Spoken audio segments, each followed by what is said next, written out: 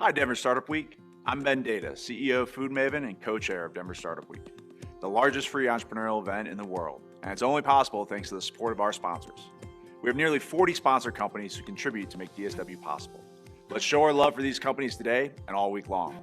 Thanks to our title sponsors, Downtown Denver Partnership, JP Morgan Chase, Prologis, and Xero.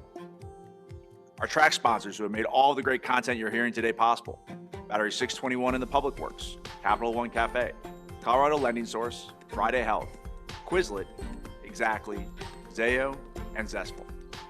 Our headline event sponsors are bringing you inspiration from around the country. Thank you to Wix, Kenzen, MAPR Agency, Obsidian HR, Kickstart Fund, Promontory Mortgage, Molson Coors, and Comcast. Finally, thank you to our partner and member sponsors listed on the screen. Thank you for your support of Denver Startup Week. Now let's get to it.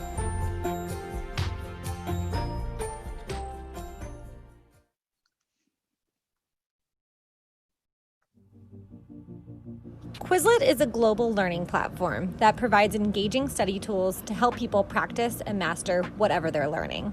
Every month, over 50 million people use Quizlet to study any subject imaginable, for school, work, or as part of their personal interests. Quizlet is super efficient, and I often, walk to class with it on my phone or even just before I go to sleep. Combining cognitive science and machine learning, Quizlet guides students through adaptive study activities to confidently reach their learning goals. Quizlet has over 200 employees across 3 offices in San Francisco, Denver, and London. Being at the Denver Quizlet office for the last year has been pretty incredible. Seeing the office grow while maintaining its, core connections to our values. It's been an incredible experience to be a part of, seeing how humble, candid, and open everyone has been, and being part of a mission-driven company in a time of uncertainty has been incredibly rewarding. So I look forward to, what the future brings, because the last year has been a wonderful experience. Thank you, Quizlet. Hey everyone, my name's Adam Bauman and I'm part of the Quizlet team here in Denver. I'm proud to work for a company that's goal is to help every single person on this earth become a better lifelong learner. One of my favorite things about working at Quizlet is how much we follow our company values. There's always learning opportunities. We encourage everybody to teach themselves something new, as well as help each other learn. Whether it's from art classes or lunch and learn talks on latest technologies, there's always something new to find and help yourself grow. And I really feel like that's one of the best things that any company can offer is growth and opportunity.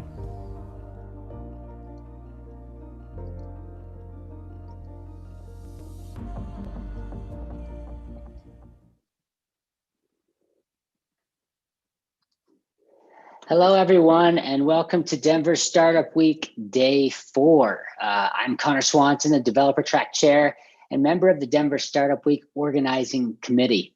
Thank you for joining us for our first ever virtual Denver Startup Week. If 2020 has taught us anything, it's that we are more powerful when we come together as a community to share ideas and help make each other better. And here we are, virtually, showing the world what Denver is made of. At Denver Startup Week, we strive to make all of our sessions a space where attendees can connect, learn, and grow, regardless of gender identity, gender expression, race, ability, sexual orientation, and the combination of those identities. There is something for everyone at DSW. Thank you for joining us. With that said, I'm very excited for this upcoming session. We've got some tremendous panelists ready to share some great knowledge with you. I'll kick it over to Allison, who will help get the ball rolling. Enjoy the session. Thank you, Connor, and thank you to Denver Startup Week and all the amazing sponsors that always show up for this community every single year. I think I'm on Denver Startup Week number 5, and it's a highlight every year. I'm sad to miss the sort of organic running into people on the streets and at panels that normally happens, but I feel like this digital scenario lets everybody come, and so there's pluses to having a virtual experience. So thank you so much, Connor. Can you guys hear me okay? Yes, okay. Wonderful. Well, what I'd like to do is just a moment of a little bit of housekeeping for all of our people in the call. One thing I recommend is if you want to hit the grid, you can hit the grid thing on the top right button so you can see all the panelists at once. You can also choose to only show people with their videos on. So if you want to do that as well to manage what you're able to see. What we're going to do today is I'm your host and MC, so I'm warming us up, and then I will step back. The panel will happen. We'll have a great conversation. While we're talking, feel free to get into the Q&A session, the section of the feature of Zoom. Ask your questions. We will make plenty of time to answer your questions. One thing I love about Denver Startup Week is that you get access to these experts. And so we want to make a lot of space for your specific questions and not make this just some general conversation. So don't be shy, get in there, add your questions. We will have 10 to 15, even 20 minutes. If we have a ton of questions, we'll prioritize that over everything else. And then, at the end, we'll conclude. So before we get started, I would really like to take a moment to get us all sort of in the right frame of mind for this conversation. And so what that means is I would like to invite all of us to participate in a small visualization exercise that I will lead us through. So if you're feeling comfortable and you're in a safe place, please close your eyes and just take a nice deep breath. And I'm going to walk you through three little vignettes. And I want you to visualize what what I'm walking you through as we do this, and we'll touch base at the end. All right, so we'll take a deep breath. You're late for a plane. You're running down the aisle. You see your gate, and you see the last 4 people in line giving their tickets to the flight attendant. As you're running to catch your plane, you're seeing the last 3, the last 2, the last 1, and you get there right in time to give them your ticket. You get on the plane just before the doors close, and as you're boarding the plane, you see a pilot speaking to the flight attendant. The pilot looks up, smiles at you, you smile back, you find your seat, and it's an uneventful flight. You get to the city you're going to, and you are hungry. So you find a nice restaurant by your hotel, and you sit down and you get to order whatever you want. This is a visualization, no calories don't matter. You make your order, and you notice a couple next to you happily celebrating their anniversary. After dinner, you head to the event, which is what you flew into town for, and it's the biggest tech conference of the year.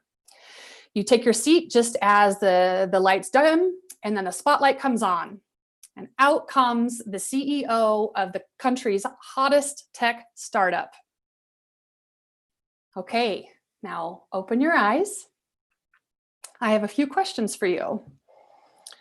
Was the pilot Black? Was the couple 2 men? Did that CEO look like me?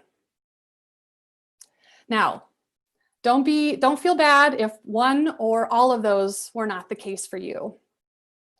What happens when we are going through a visualization, or we're just going through our life? There's something in our brain called the amygdala that fires when we are approaching situations. And the amygdala is wired to go toward the familiar. And that is something that has kept us safe in our evolutionary way as human beings. We want to migrate to what is familiar because what is familiar is safe. Now, the thing is we have evolved as a society and as a species, and our amygdala has not evolved with us. So things that have kept us safe now hold us back. And so with that, the thought of what's unconscious driving us, the simple fact that we start thinking about it, which is called metacognition, when we start thinking about our thoughts, it takes us off that autopilot scenario of what we just experienced. And it puts us back in the seat with the steering wheel, right? So now we can think about what we're thinking about rather than having it just automatically happen and we're firing off of automation and what is also called bias in its own forms. So with that in mind, I want to kind of talk about how this sort of impacts what we're going to talk about today, which is the interview process, specifically within technical hiring and sort of the broader prospect. Because the current reality is that the tech industry, especially the technical roles within the tech industry, they are filled by 78% white people, 67% are male, and the average age is 29. So the tech industry is predominantly white, it is predominantly male, and it is predominantly young. And so for us, operating in tech, operating in hiring, even operating in just like human society, what is familiar is a straight white guy being a developer. And so the systems that are in place to hire and retain people in the industry are designed to perpetuate this. And that's what gets us to where we are today, which is this isn't working. This doesn't support society at large. It definitely doesn't support our company's performance. We're not gonna, this isn't the talk where we go into the data behind why diversity matters. I trust that you know that diverse teams make better products and therefore have more success. But what we want to talk about is what we can do to grab the reins of these structures and reimagine what the hiring process could look like so that we can step into the 21st century and step into what a just and equal society and industry could look like. Now, I am so excited about our panel. We have some of the best minds here in Denver to hear from. I will pass this over to our moderator, Alicia Trujillo. She will lead us through the conversation. I want to remind everyone, get into that Q&A. We want to hear from you. We want to hear your thoughts, your questions.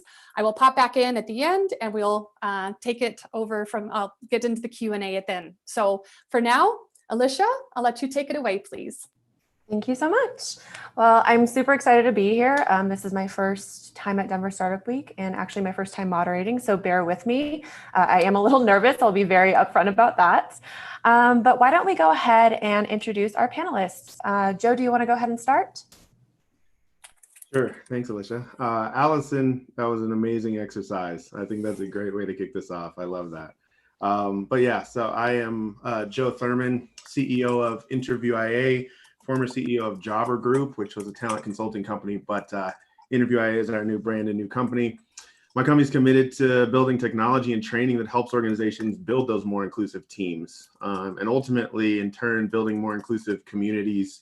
I'm simply driven by a desire to do my part in helping to build a world where everyone does have the opportunity to achieve their full potential, like Connor was talking about, regardless of race, gender, socioeconomic status, sexual preference, or different ability. So that desire has found a home in talent acquisition and DEI work, but meaningful and equitable opportunities for everyone is really what drives me. So glad to be here on such a great panel, two people that I know and who are friends. So I really, really appreciate the opportunity to be here.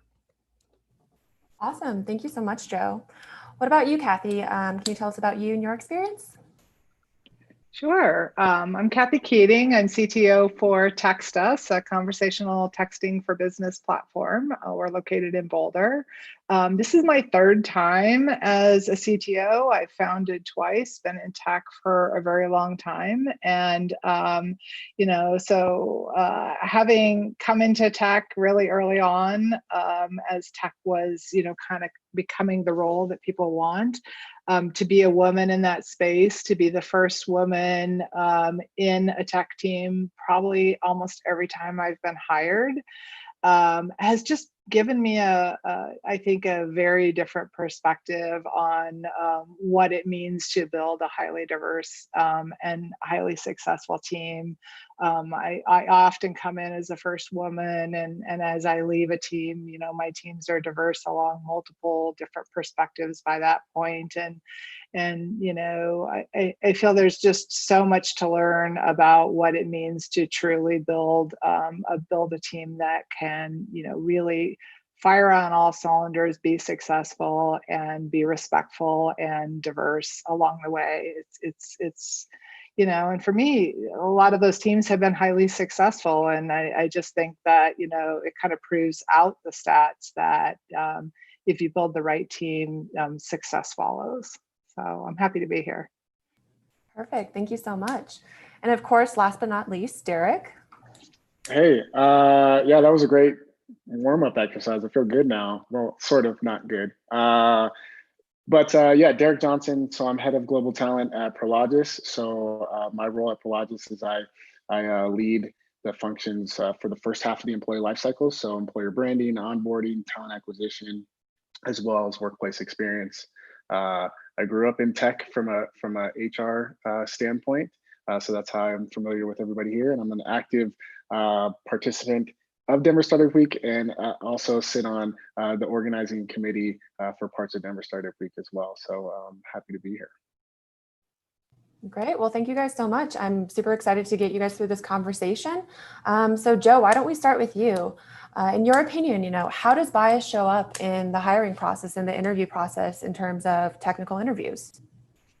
I mean, it's hard to follow Allison's exercise. That was an experiential exercise that shows exactly why this happens, right? We are all biased. We all have it, and it's formed in many ways based on information overload, right? We take in so much information, we rapidly categorize people based on our view of the world, right? So we all have a lens in which we were brought up, and depending on what you're around, your friends, your community, society, plays a big role in what we believe to be true. And what we're talking about this year, a lot of the systemic issues that we know are true, systemic issues of power, right? And so when we think of who is that most successful tech CEO, it's actually pulling from our lens. We've seen that the most successful tech CEOs are white males in society, right? And that's what's kind of been pushed up. Now we're starting to change that. But how many people have seen, I have a friend who's a developer who reached out and said, Joe, I've never worked with a BIPOC developer, right? Black, Indigenous person of color who was a developer. And I remember, and I'll just tell a story to put this into perspective. We were talking to a school, it was K through 12, and they asked us, their leadership team asked us, when is it too early to begin teaching that bias exists? And I said, well, you're already teaching. It was a very, very high-end school here in Denver. I'll leave them nameless. But as we walked through the school, the cafeteria women were 2 Black women. All of the leadership were white, except for one. Most of the teachers were all white.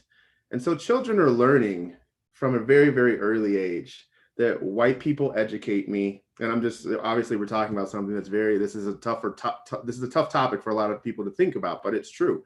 From a very early age, we are learning that there are positions and there is structure.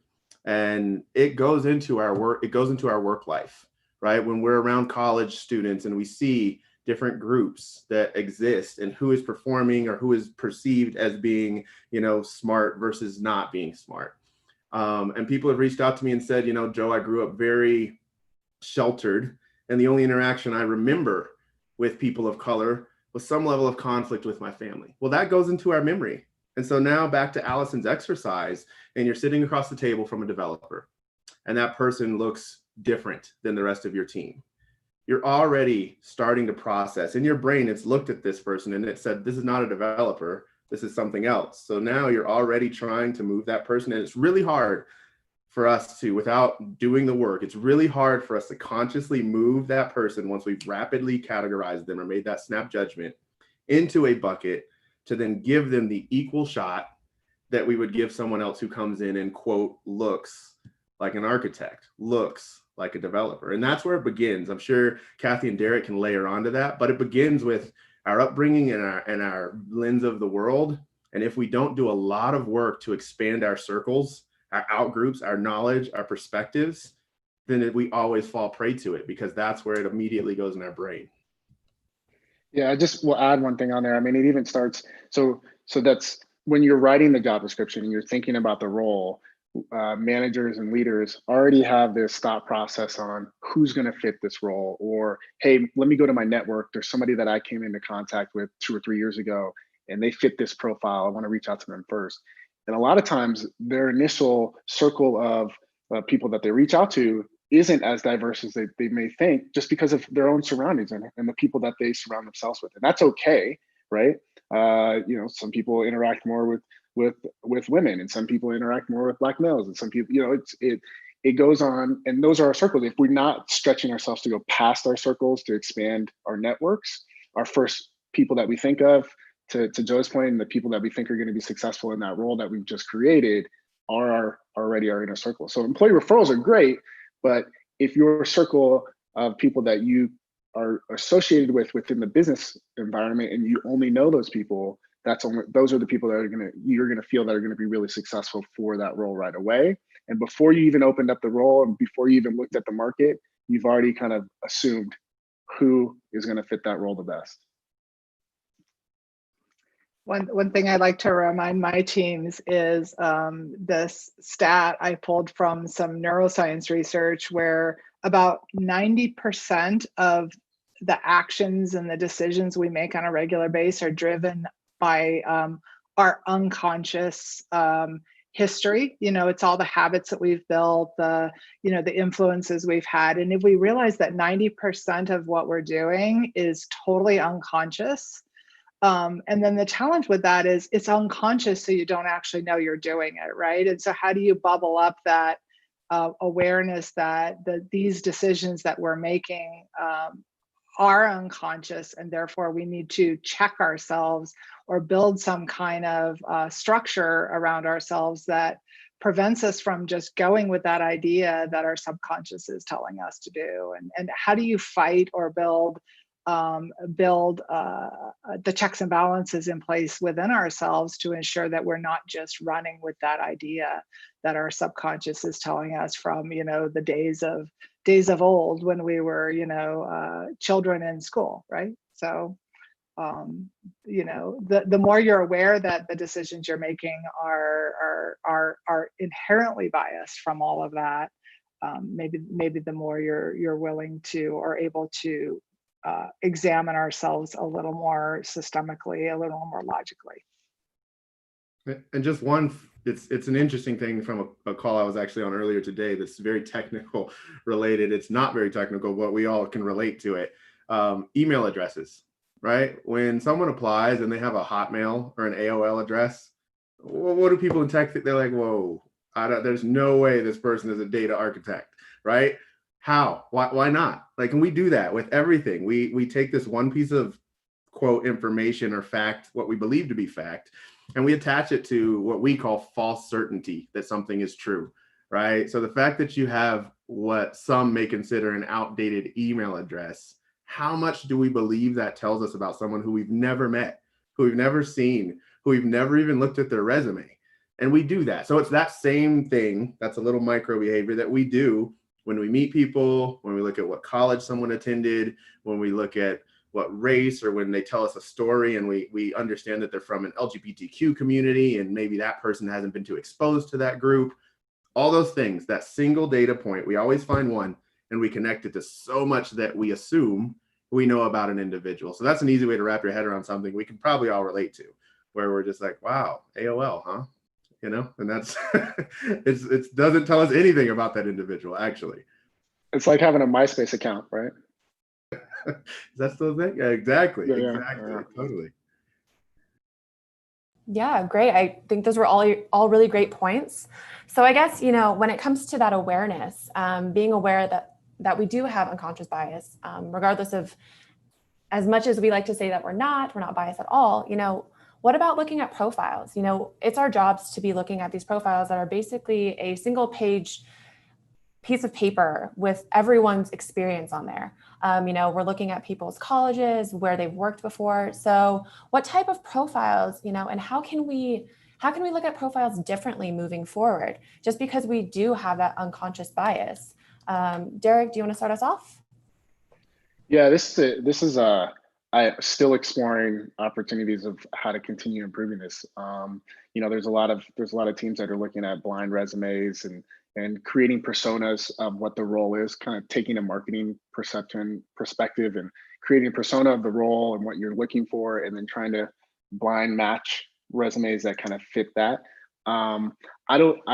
You still have these unconscious biases that come in, that it's, hey, this person went to Stanford, so they're smart, right? Or well, this person went to Metro State, so they clearly are successful, right? Like, so there's things that you have to kind of teach and coach each other to say, hey, let's really look at what we're evaluating.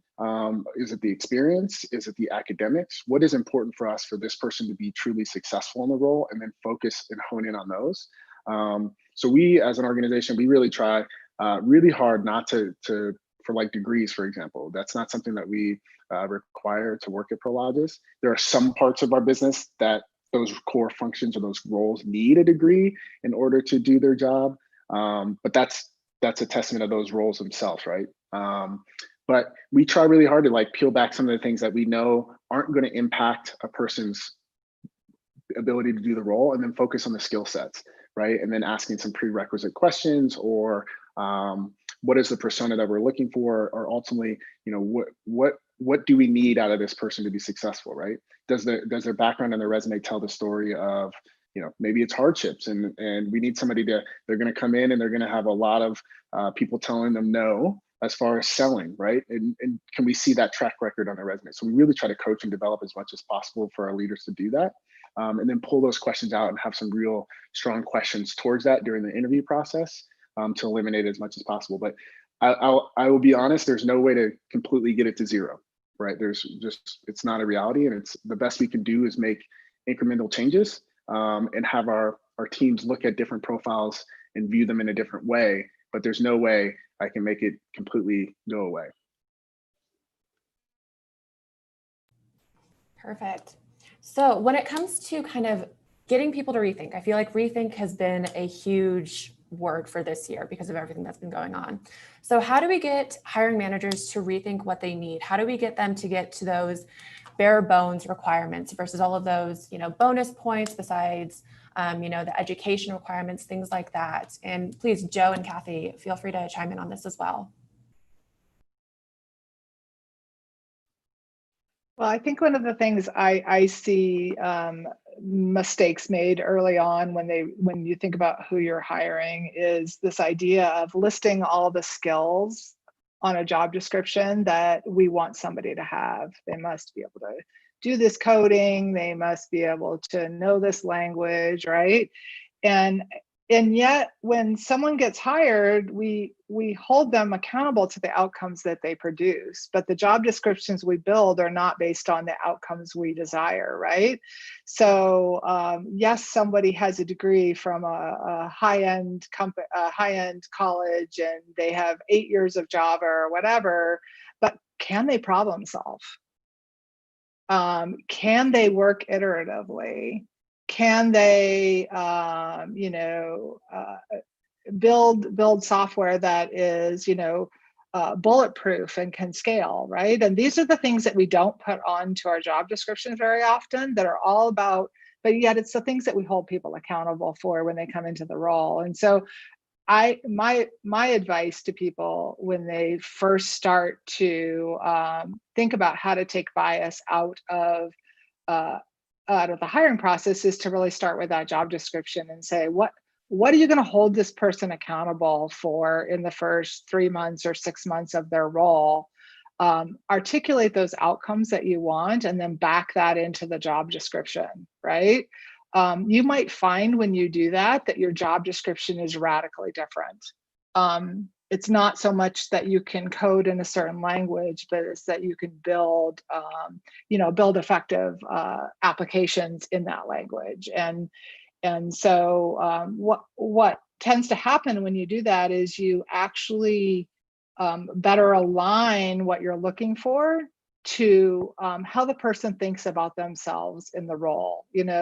Typically if you go to the white male, they're like, yeah, check. I can code in this language. Cool. I'm perfect. But if you go to a black male or a white woman, they're like, oh, I look at it like I'm effective in that. I can build something good. So they look at themselves very differently from an outcomes-based perspective, and yet the job descriptions they're applying to are not outcomes based, right? So you create this disconnect. And what would happen if you actually, as a hiring manager, better aligned your job descriptions to the people you're trying to target? That's one thought I have. Yeah, and I mean that alignment, as we talk about it in criteria, is so important and something that I think is ever evolving. To Derek's point, there is a book that I think people would find interesting, especially in the recruiting space, and it's called The End of Average. And it goes into the history of why average exists, right? So when you think of what we're generally, by default, what people who don't have a strong process are trying to do is look for someone who is above average or below average to this kind of theoretical average that they've defined on their team. But there's two principles. There's the jaggedness principle and the pathways principle. And so think about jaggedness as understanding that we all are made up in a different way. So 7 years of experience in technology or coding, all people who have 7 years of experience in technology or coding are very jagged in what got them there, what they learned there, all these different things, right? That actual statement and criteria doesn't tell us much, right? And so we move away from that. And then the pathways principle is this understanding that there's multiple pathways to get to a point of preparedness. Like, so you take the simple path, and there was a note that like hires like, right? You look like me, feel like me, sound like me. You've taken a similar path in life as me. So I understand and I believe you can do this role, right? So now the interview goes down a path of we like football or we like sports or we like the same movies because we relate on a pathway that we have now overvalued in who we're hiring because we don't have clear criteria. So when you can start to get hiring managers and companies to understand those dynamics, they start to recreate the criteria that Derek and Kathy are talking about. And then we start to look for things that matter because we realize quickly that the name on the resume actually doesn't matter at all. You can leave it on because I'm not judging that, right? I am actually understand what I'm looking for within this resume. And again, we're far from that within most organizations, but there's methods and tactics and lessons and learnings that we can begin to apply that will help us to reform the way that we look at job criteria back to the all logistics jobs must be able to lift more than 50 pounds when you're sitting at a computer, right? And you have a forklift. So, I mean, it's something that we can begin to change. Yeah. I mean, it's like what both of you guys are saying is if me as a hiring manager, I actually have my 30-day, 60, 90-day check-in with this new hire. If I'm writing that job description the right way, I could actually go back to that and say, hey, yeah, you're hitting these the right where I want you to do X, Y, Z, versus if I went to the old school job description. Yeah, I think you're a great communicator and really well spoken, right? But if you're telling me, there's, hey, be able to close deals in this speed or whatever it is, and you're writing to that, I'm able to go back to that from a review standpoint and use it as my first topic of conversation for those reviews for your new hire. And those things actually set you up for success and set that new hire up for success, and probably accelerate their onboarding experience because you're actually hitting the milestones that they want to be hitting, and you can course correct really early in their career life cycle versus you're waiting till that year point and then you're like, hey, this isn't quite working out. It's like, well, you should have told me at day 60 and I would have done something different. So great points. I put that book link in the chat, so if anybody wanted to order that from Amazon, because we need to support Amazon more. Fantastic. Thank you guys so much. So I guess, kind of leading into that, what do you guys think need to change about evaluation rubrics? How can we make them more inclusive? You were talking about getting measurable outcomes in terms of job descriptions and also setting our candidates up for success. So in terms of evaluation rubrics, what would you guys like to see change?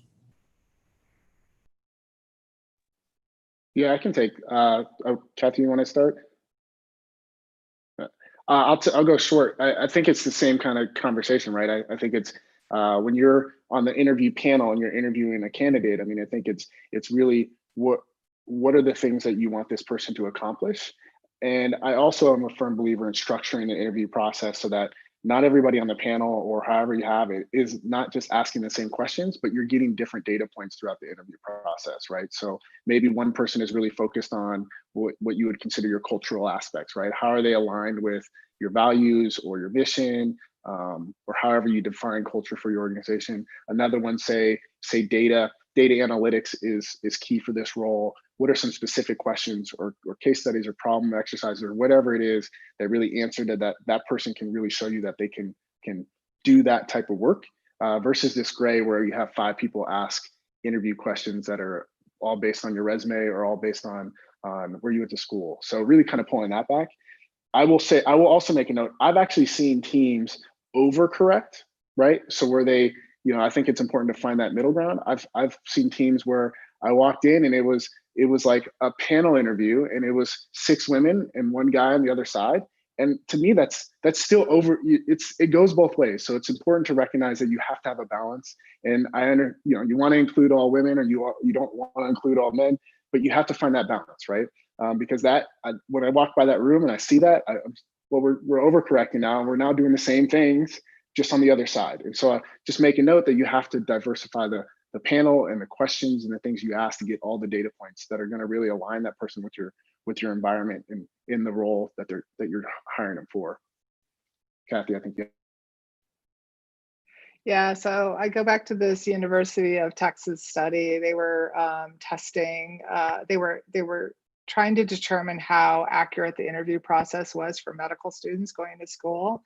And as they evaluated that process, they realized that about 3/4 of the questions asked during the interview process were totally irrelevant to the role, and actually didn't give you any more information to help you determine whether that person would be better or not for the role. So if you apply that into hiring for your company, think about how can you ensure that the questions you're asking are actually getting you the information you need to determine that that person can effectively drive the outcomes that we talked about earlier in the process, right?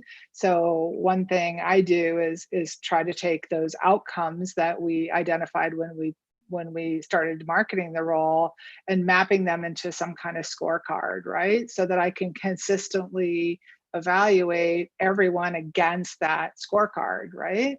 But you have to think beyond that as well. You have to think about the order of the questions that you're asking people is as important as the scorecard itself. So if you just randomly ask questions in different orders, you're actually giving each candidate a different experience. Are you asking the harder questions early to the non-white male candidates? And are you asking the softball questions to those candidates earlier, right? So, how can you be much more systemic or, bring a very systematic process to that interviewing process? It's also really important to score the person on the scorecard as soon as possible after the interview. If you wait 2 days, 3 days, 4 days, you're now biasing yourself in how you think about that person because you might have talked to 2 other candidates since then. Think about scoring the person against that scorecard right as, in some cases, right as they're answering the question. Another thing that's really important, I think, in the interview process to remove bias, and I see this failing all the time for companies, is this idea: let's get all together and have a conversation, get the interview group together and have a conversation, and everyone gives feedback at the same time. And so what happens there is the moment one person injects a biased statement into that conversation about one of the candidates, we all react, right? We all hear that statement, and then it injects bias into our perspective of that client as well. So I find it really imperative that not only are we documenting our feedback on a scorecard, but that we're actually, as a hiring manager, I'm soliciting feedback one-to-one with each interviewer, so that I'm not allowing each interviewer to influence. The other important thing for me is to understand the propensity of the interviewer themselves, and how does that, so that I can kind of decide, maybe they're injecting bias in this area because I've seen them injecting bias in that area before. So it actually gives me a way to moderate the interviewers' feedback as well. And, there's been times that I've hired people that turned out great when, a third of the team, had negative things to say about those people, and largely because they were biased or irrelevant to the role. So really try to bring much more systematic behaviors into that. I mean, even so far as the technical test, a lot of people do a take-home technical test. To me, that doesn't teach me anything about the person beyond what their final code is going to look like. In my test, I really want to know, how do they problem solve? So, how do they communicate with their peers during that process? So a good example for me is I don't find take-home technical tests relevant, but I do find pair programming testing to be highly relevant because it teaches me more about how they work. So just think about your process and say, like, what am I actually learning from the test that I'm doing? And I will, well, shameless plug, Interview IA is building exactly what Kathy, that's what we build. So thank you, Kathy, for the advertisement. And we don't sell on Amazon. You can buy directly from interviewia.com. But I will say, so that's my life, is living in that space. And I will say that there's two nuggets that I really think are helpful to people. And one statement as you're thinking through the questions that you'll ask. Well, for starters, there's no magic questions, as we all know, right? So the power is not in the question. The power is helping the interviewers to understand what they're looking for within context of the question. And so that layers on to, as you're building your rubrics, there's just a simple statement, right? Take the lesson and leave the story.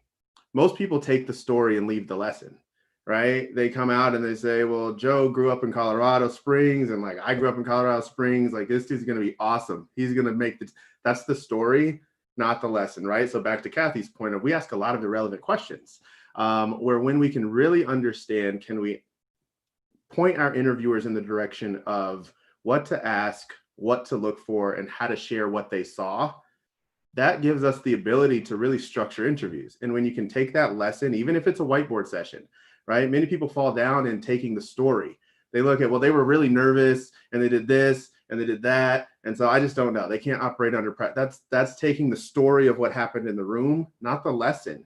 And so when you can really just build a rubric and say, are we empowering our interviewers to take the lesson and leave the story, and then report back on the lesson? Hey, we see that this person can do these things. We believe it, because then you'll find out that it comes in many shapes, sizes, colors, forms, backgrounds, because we're able to separate the two.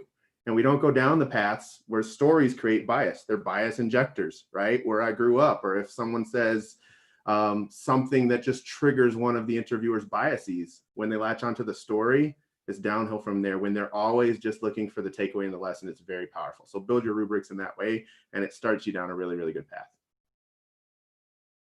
Fantastic. Thanks, guys. So it looks like we're getting short on time, just because I want to make sure we have enough time for the Q&A. So I guess last question. If you were to give any advice to technical managers or recruiters, what would that be? You know, all three of you, this would be wonderful to kind of end with. This is a loaded question. Any advice as far as interviewing and trying to pull out unconscious bias? I think we touched on a lot of it. It's the, you know, what do you want this person ultimately to solve, right? And then hire towards that. And if you're interviewing and you use a case study or questions, what are you trying to actually ultimately accomplish by giving that person a case study, right? What are you trying to see them? It shouldn't be that they got the answer right, but it's to demonstrate, do they just ask you questions? Are they asking you the right questions? And then I would say find the balance, whatever works for your organization, to hire to that and stay true to it. There's times where you have to give it some opportunity to see it work. I think there's a lot of teams that will change something, and then they'll change it really quick the next time, and then they'll change it again, and they're doing it actually while they're interviewing for the same role, right? So give it a little time, and then do a retro and kind of understand what worked, what didn't work, was it successful, and then actually ask that person. So when that person gets hired, ask that person how the interview went, get feedback. We get feedback from every candidate that goes through our process to help us improve how we're actually interviewing, if we're asking the right questions, or if we're doing the right things. So get feedback from your hiring managers, get feedback from your interview teams, get feedback from the people that actually go through your interview process.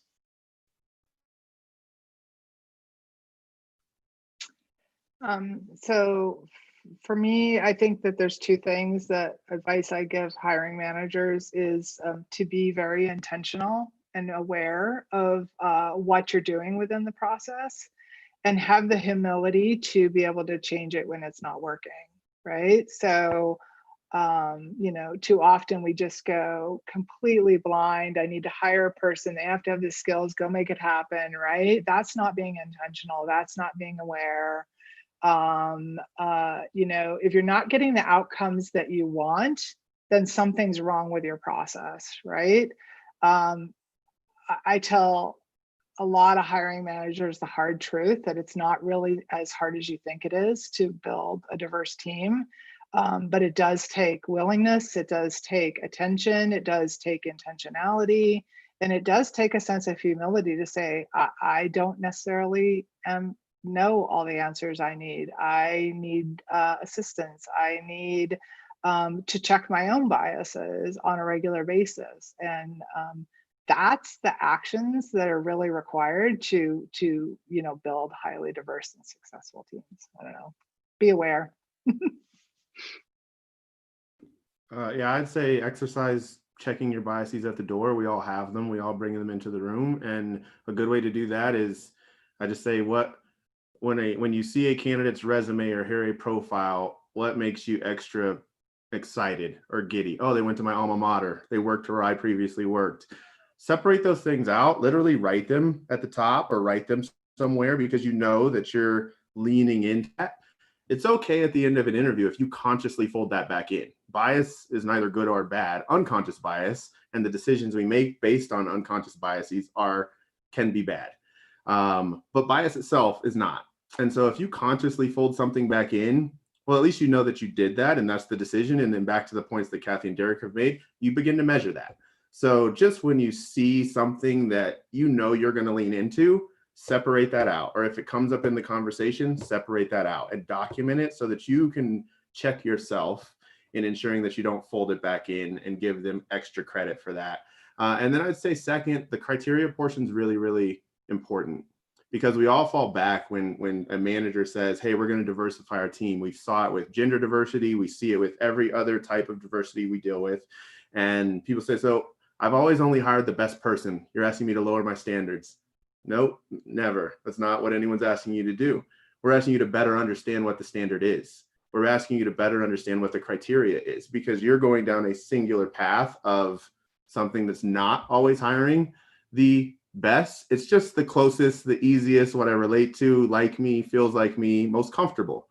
And so this is not to say intentionally go away from hiring certain things, but it is to say that don't have that knee-jerk reaction when we're ultimately saying we're starting to better understand the criteria of people that can thrive within our organization. And that's all types of people. I don't care what your org is. All types of people from different backgrounds can thrive at high standards.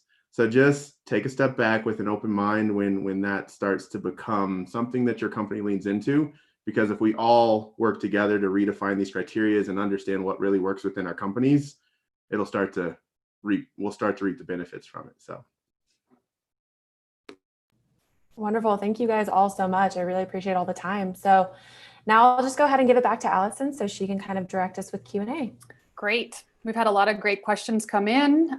Some of them have been partially answered, and some of them are just sort of reiterating on a few points that we brought up. But one thing that's come up a couple times is the question on the video screens. You're having like the video, obviously we're more remote these days. And this is a good point. I hadn't thought about it, but if someone doesn't have a background and you can see their house or what have you, maybe it indicates they're from a different socioeconomic background or culture, and that could influence us unconsciously as the interviewers. What are your thoughts on that? Do we need to not have video interviews until later stage or until offer stage?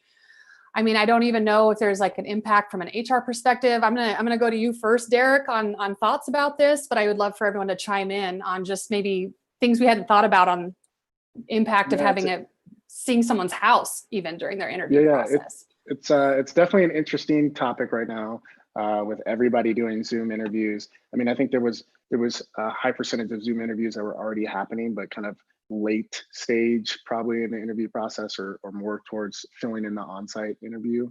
What we do in our organization is that we give some tips and guides to both the hiring managers and the candidates. And so the candidates, the message we give to them is, hey, pick a neutral background, pick something, quiet room, like just some tips and tricks to make sure that they have a successful interview and they take it as if they're meeting somebody in person.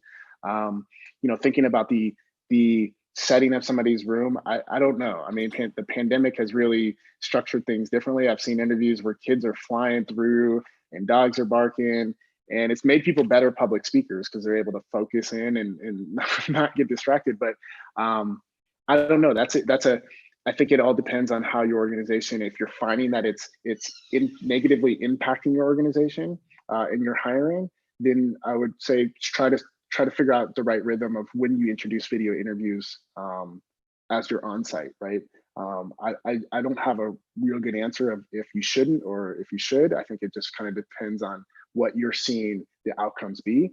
I will say the positive thing about video interviews is you actually see people, you see your colleagues, you see people in a different light when their kids are jumping and their dogs are jumping, right? It does give you those relatable topics that Joe was talking about, which is great. But then at the same time, it is something that you have to kind of, right? You have to be really, you have to concentrate on the what actually you're trying to accomplish in that interview. So it's probably topic of conversation for each organization to figure out when and why they want to do a video, and how they want to educate both their teams and their candidates on what a good video interview looks like.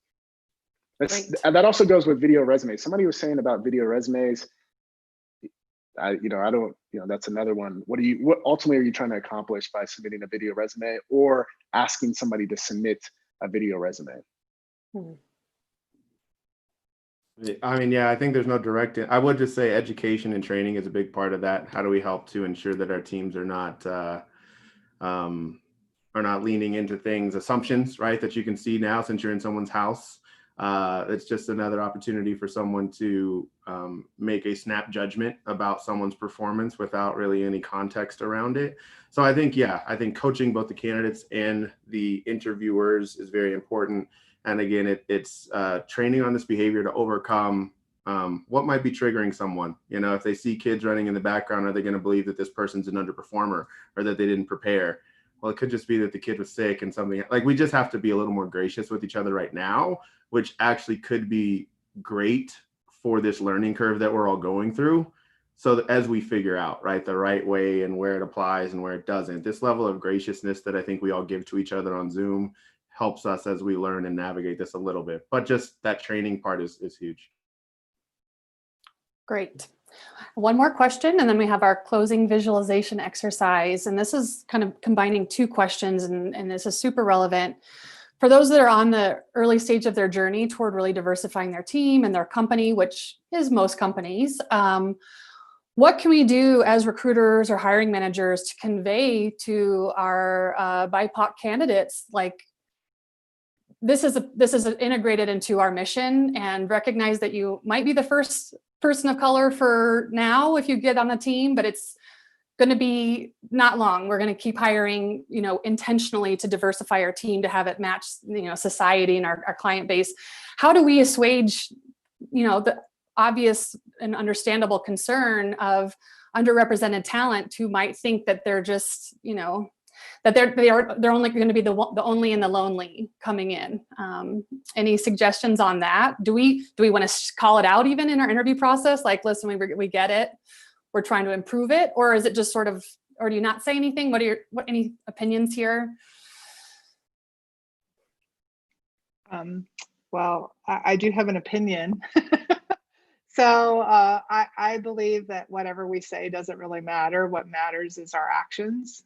What actions that we take. And so, how we construct the interview panels, how we talk about our culture on our website, how our teams talk about, our commitment to diversity and inclusion, who we have already hired, all of these actions that we take are really what's telling the story to every candidate. So,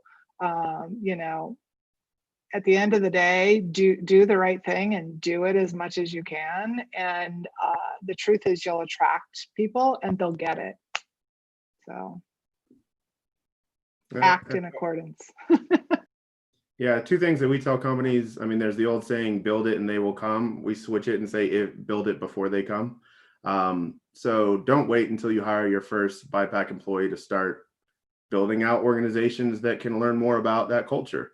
right? And so you want to wait. Some companies wait until they hire someone like myself or Derek, and then they say, hey, Joe, like launch our Black ERG or launch anything like that.